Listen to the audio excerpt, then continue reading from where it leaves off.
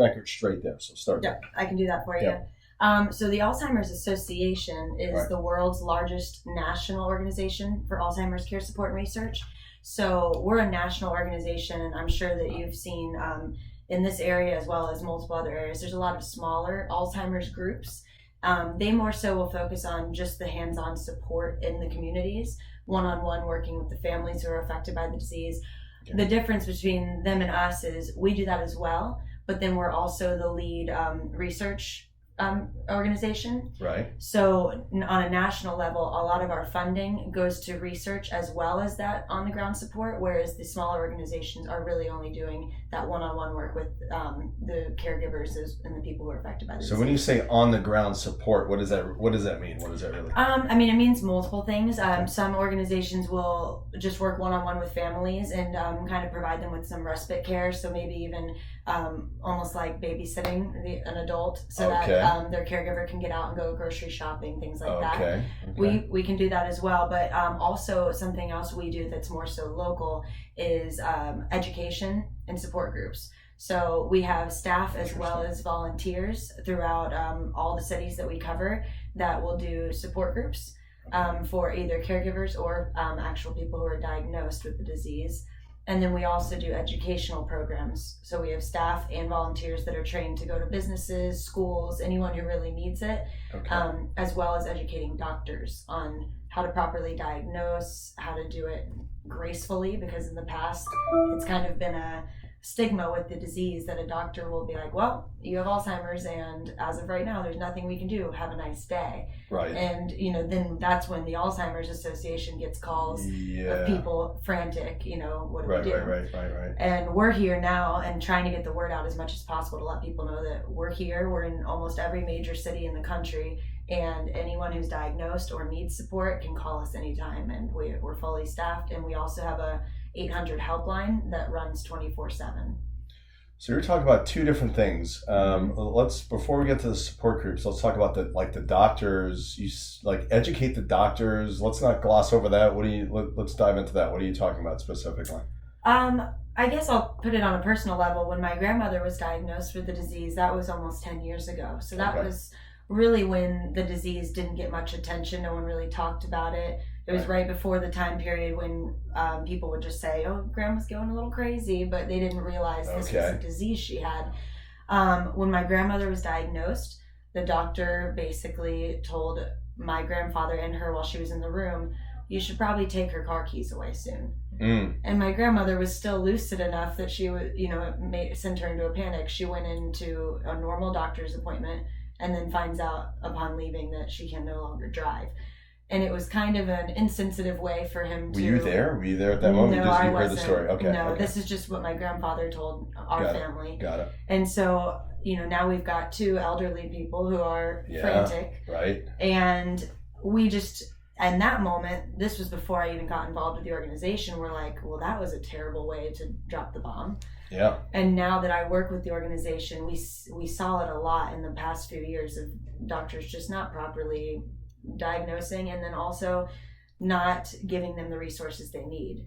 And now we've worked really hard at going around and across the country educating doctors and giving them our information so that at least when someone's diagnosed, they will be given that 1-800 helpline. Yes. And if they're having a bad night or a bad day, they can call and talk to somebody who's actually trained on the disease. So it seems like that's a massive thing. It seems like the experience I've had, which is very limited, and of course we support the group and the cause, but I feel like oftentimes it is the person that's the caregiver that's really suffering the most. That's very common. So yes, how helpful are the groups for people like that? I think they're very helpful. And another thing that we've noticed is really helpful, and it was almost accidental, is we have the Walk to End Alzheimer's that takes place in all of our major cities. The Villages is getting a walk this year.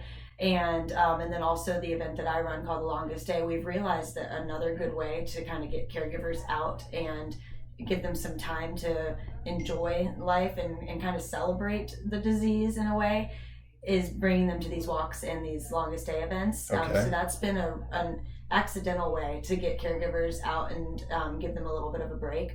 but also these support groups are benefiting them a lot. We have support groups that are specifically just for caregivers, so they don't have to bring that loved one with them and talk about them while they're in the room. Yes, of course. And then there's also support groups where we invite the caregiver and the person with the disease to come together. So there's a lot of different options depending on where you're located, and we've seen a huge, a lot of caregivers that are a lot happier now, a huge bump up in that. Okay. So are there some support groups locally?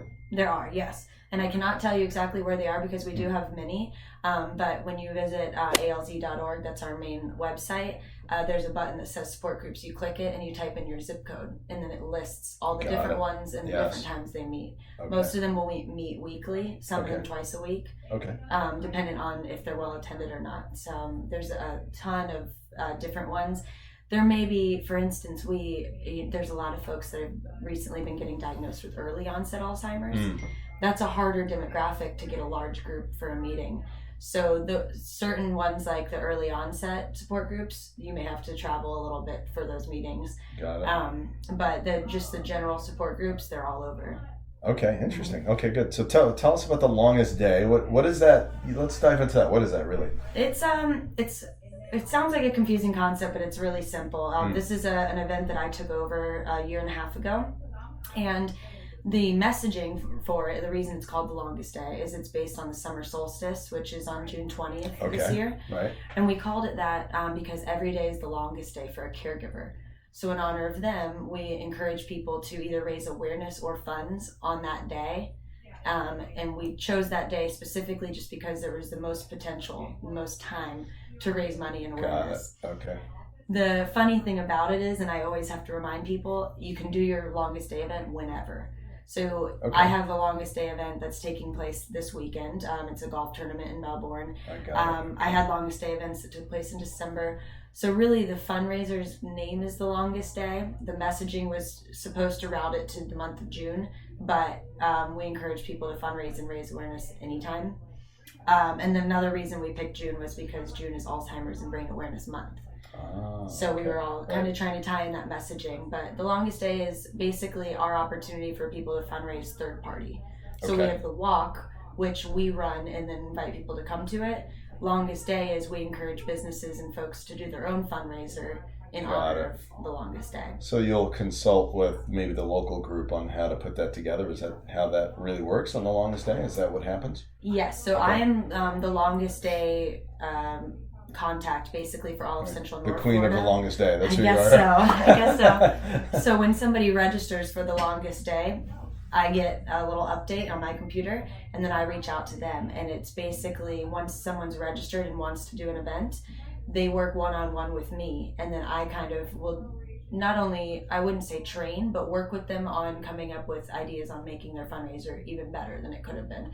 So I'm kind of like a fundraising coach that you get to work with once you're registered. The queen. Not the coach. That's it works. Yeah. All right, good. So let's talk about the walk that's coming here to the villages. Yes. So to me, it was always very fascinating. First of all, I didn't think there was enough awareness put on Alzheimer's. I've been thinking about this the last couple of years, and that's why we really sponsored the event that we did last year, and then we're doing another event that's coming up in May. Yes. I found it so unusual that there wasn't a walk already here. It was. We found it unusual too. We've been trying to get a walk in the villages to materialize for a long time because there's so much need and potential here in this community. Right. However, as you know, the villages is kind of a tough nut to crack when it comes to finding a space you're able to use, and so it took us a while to finally get approval. So it was venue, really. It was really venue. Where's it being held? To be honest, I don't have any of that information yet. I know that they were still trying to tie it down, but I'm not involved with the walk. Okay, got it. I actually don't even know the date that they I think it's in the fall. It's like September, October or something like that. Always starting in October. Back, so yeah. If it's in September, it's the last week of September. It's probably more October. Mm-hmm. Okay. And that's kind of how we balance out our events is we do the longest day in June, so it gives people opportunity to do something now, and then later on is walk season. Got it. So basically, I work really, really hard these months, and then I go into my shell. Then we go walk crazy, and then I come back around when walk's over. How big is your area? Like, first of all, where are you coming from? Where do you live? So my office is in Longwood. That's what I was thinking. Mm-hmm. Yeah. I actually just recently moved to Longwood from Jacksonville. That's our other office. Right. I cover basically from Jacksonville all the way to Space Coast. Yeah. I have 43 counties. That's all, right? Just 43. Oh my goodness. That's it. Okay. So when I ran a walk, I used to do a walk in Jacksonville. Right. There's a staff person, there's a me basically in every city that does nothing but run that walk. Got it. When I took over Longest Day, I adopted our whole chapter. How'd you get involved in this? It was my grandmother's diagnosis. I was in high school when she was diagnosed, and when I went to college, I felt so bad for my grandpa. He was her sole caregiver. So I saw there was an internship with the association. Oh, fun. I got that specifically. In Jacksonville? In Jacksonville. Oh, okay, good for you. Okay, good. Yep, I was attending UNF. Yeah. And I got that internship just to send him some resources. I thought maybe I could get some secrets. Yeah. And lo and behold, it turned into a job. Fun. Never planned it, but I really don't plan on leaving this organization until we have that cure. So I really want to be out of the job. It's a real passion, isn't it? Yeah, it is. Good. Well, it's good. It shows. So yeah. That's a good thing. What's next? What's next on the horizon with Alzheimer's? Where are things? Where's research? What do you know? Well, I always hate that question because I'm not a researcher and my scientific brain is not the best. Yeah. But I do know that we are more hopeful and things are looking more optimistic than ever. And we recently, and I don't know all the terms, but we're in our final stages of getting approval from the FDA for a new drug that will not eliminate Alzheimer's completely, but they believe that it will reduce the plaques and tangles in the brain. The plaques and tangles, I don't know the scientific word, are really what causes Alzheimer's disease. Right. Back in the day, you could only see those upon autopsy. Now they're able to see them when someone's still living, and they're noticing that this drug is reducing those plaques and tangles. So kind of would just buy more time. Right. And that's first steps, but this is the closest we've ever been to getting something fully approved and on the market. And so our researchers are extremely hopeful, and we'll probably find out by the end of 2020 whether this will get approved and put out there. Got it. So basically would... maybe it sounds like it would elongate the time period where people a little bit are lucid, right? Like there's okay, interesting. And I mean, Alzheimer's, I know you probably you said you haven't really dealt with it hands-on, but I mean, we don't want to prolong it when somebody's already in those bad stages, because at that point it's just it's devastating. But we want to possibly get folks on this drug that are either early onset diagnosed, or perhaps say someone like me, when I enter my 60s, I have it on both sides of my family. We were hoping that someone could start taking this drug ahead of time. Yeah, so interesting. I can beat it before preventative medicine type of thing. Okay, interesting. I have Alzheimer's on both sides, both women in my family, and it's more prevalent in women. So I just know that I want to start that drug when I get into my 50s, if it gets approved. So interesting. Okay, good. What's on the horizon is, though, we're just really hopeful that people start putting more funding into Alzheimer's disease. I support cancer and all the other causes, but until we have our own chemo per se, I really want people to start focusing a little bit more on our cause. And especially in our community, in our area, in our state, right? Like this is second highest prevalence rate in the country. Of course. Who's number one? California, and that's just because of population. Yeah. Okay. Yep. We're the second highest. There's over 560,000 in Florida living with the disease. Right. And that we know of. That's just diagnosed cases, and then that's not to mention their caregivers, who are really the ones that struggle the most. So that's tough. How does somebody get involved? Well, someone can get involved by, I'd say the easiest way is visiting alz.org. And that's our main website. Right. And then from there, that lists our helpline. And then it also lists our different events that we have. So if someone wants to get involved by volunteering, we're always looking for volunteers for our walks. Those are probably the funnest and easiest ways to get involved. But then if someone wants to do a fundraiser or raise awareness, Longest Day, I'd be your girl. Yes. And it's a lot of fun as well. And then we're also always looking for if there's any public speakers that want to get involved or people who aren't afraid to talk to crowds. Yeah. We're looking for more volunteers to get out into the community and do those programs for us. Yes. Because we only have one staff person per city, really. Right. So we want to have 10 volunteers per staff person, and then that staff person will train them to go do these programs for them. Got it. So that's another great way to get involved if you're not afraid to talk to people. Okay. Is especially for someone who's well connected in a Rotary or something like that. Yeah, for sure. We get them trained, and then they're able to do programs for us. So all that, can they connect with you on the website, or is there another way? So just go to the website? I'd say the website, okay. Because once you go to the website, the first thing it asks you is to put in your zip code, and then it'll take you right to the Central North Florida chapter, dependent on your zip code. If you're in Pennsylvania, you type in your zip, it'll take you right to that office and tell you where our offices are. Once you put in your zip code and it takes you to Central North Florida, it lists every single staff person and our emails.